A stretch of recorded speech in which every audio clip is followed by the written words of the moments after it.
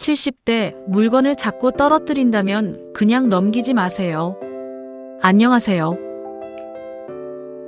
혹시 요즘 이런 일이 자주 생기시나요? 컵을 들었는데 손에서 미끄러집니다.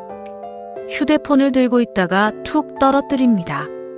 숟가락이나 젓가락을 놓치는 일이 예전보다 많아졌습니다. 심지어 열쇠나 리모컨처럼 가벼운 물건도 자꾸 손에서 빠져나갑니다. 한두 번이라면 그냥 실수라고 생각할 수 있습니다. 그런데 이런 일이 반복된다면 단순히 나이가 들어서 그런 것이라고 넘기지 않는 것이 좋습니다.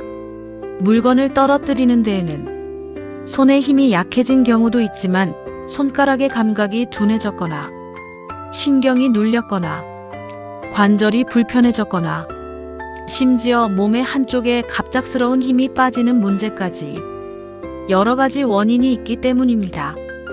오늘은 나이가 들면서 물건을 자꾸 떨어뜨릴 때 어떤 점을 살펴봐야 하는지 알아보겠습니다. 첫 번째는 손의 힘이 예전보다 약해진 경우입니다. 우리가 컵 하나를 잡는 것도 사실은 꽤 복잡한 동작입니다. 손가락을 오므리고 손바닥으로 물건을 받치면서 손목을 안정적으로 유지해야 합니다. 그런데 나이가 들면서 근육량이 감소하고 손과 팔의 근력이 떨어지면 예전에는 아무렇지도 않게 들던 물건이 점점 무겁게 느껴질 수 있습니다. 특히 병뚜껑을 열기가 어려워졌거나 비닐봉지를 들 때 손이 쉽게 피곤하거나 의자나 손잡이를 잡을 때 힘이 예전 같지 않다면 단순한 손재주 문제가 아니라 근력 저하를 생각해 볼 수 있습니다. 두 번째는 손의 감각이 둔해지는 경우입니다. 이것도 상당히 중요합니다. 물건을 제대로 잡으려면 손가락의 힘만 필요한 것이 아닙니다. 지금 내가 얼마나 세게 잡고 있는지, 물건이 미끄러지는지, 손가락이 어디에 닿아 있는지를 느끼는 감각이 필요합니다. 그런데 손끝이 저리거나 감각이 둔하거나 마치 손에 장갑을 낀 것처럼 무딘 느낌이 있다면 물건을 잡는 힘을 적절하게 조절하기 어려워질 수 있습니다. 특히 밤에 손이 저리거나 손가락이 찌릿찌릿하고 손을 털면 조금 나아지는 증상이 반복된다면 신경과 관련된 문제도 확인해 볼 필요가 있습니다. 세 번째는 손목이나 팔의 신경이 눌리는 경우입니다. 손은 생각보다 많은 신경이 지나가는 곳입니다. 손목이나 팔 주변의 신경이 눌리면 손가락 저림이나 감각 이상이 생길 수 있고 심한 경우 손에 힘이 떨어져 물건을 잡는 동작이 불편해질 수 있습니다. 여기서 중요한 것은 손이 저리니까 나이 탓이겠지라고 생각하지 않는 것입니다. 어느 손가락이 저린지, 언제 심해지는지, 밤에 더 심한지, 손목을 움직일 때 달라지는지 등을 살펴보면 진료할 때도 훨씬 도움이 됩니다. 네 번째는 손가락이나 손목 관절의 문제입니다. 나이가 들면서 손가락 관절이 뻣뻣해지거나 통증이 생기는 분들도 많습니다. 아침에 일어났을 때 손가락이 잘 펴지지 않거나 병뚜껑을 돌릴 때 통증이 생기거나 주먹을 꽉 쥐는 동작이 불편하다면 손에 힘이 충분하더라도 물건을 안정적으로 잡기 어려울 수 있습니다. 이때 억지로 악력 운동만 하는 것은 좋은 방법이 아닐 수 있습니다. 통증이 있는 상태에서 무리하게 힘을 주기보다는 어떤 관절에서 문제가 생겼는지 먼저 확인하는 것이 중요합니다. 다섯 번째는 시력이 예전보다 떨어진 경우입니다. 의외로 손이 아니라 눈 때문에 물건을 놓치는 경우도 있습니다. 컵을 식탁 위에 내려놓을 때 위치를 정확하게 판단하지 못하거나 작은 물건을 집을 때 거리감을 제대로 느끼지 못하면 손이 물건을 제대로 잡지 못할 수 있습니다.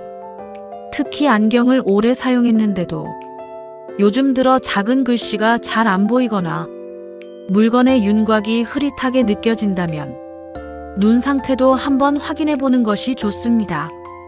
여섯 번째는 손떨림이나 움직임의 조절이 달라진 경우입니다.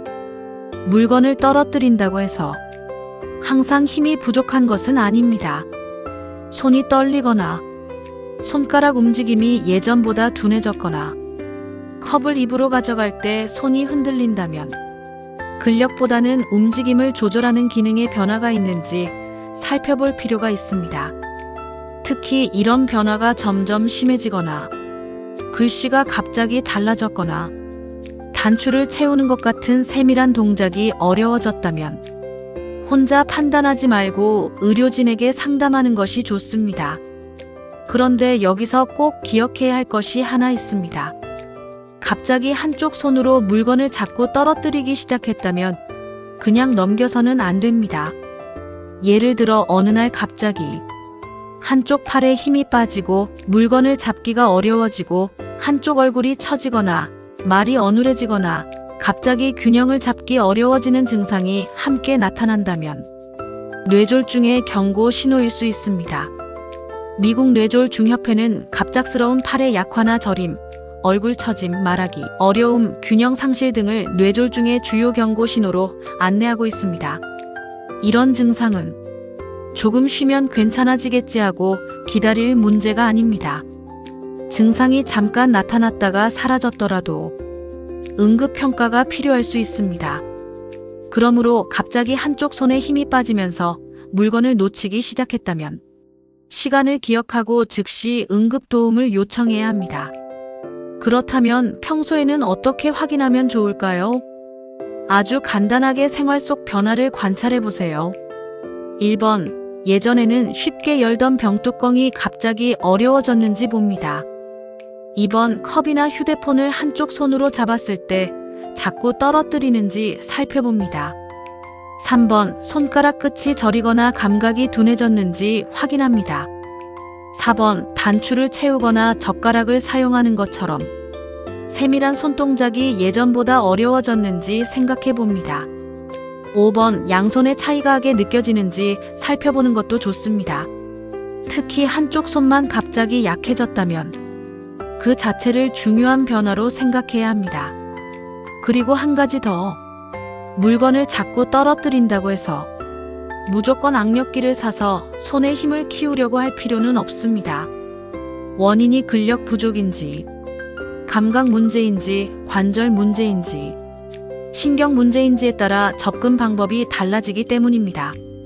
오히려 먼저 해야 할 일은 언제부터 어느 손에서 어떤 물건을 떨어뜨리기 시작했는지를 기억하는 것입니다. 예를 들어 한 달 전부터 오른손으로 컵을 잡고 놓친다. 밤에 손가락이 저리고 아침에는 손이 뻣뻣하다. 최근에는 단추를 채우기도 어려워졌다. 이렇게 구체적으로 기록해두면 진료를 받을 때도 훨씬 도움이 됩니다.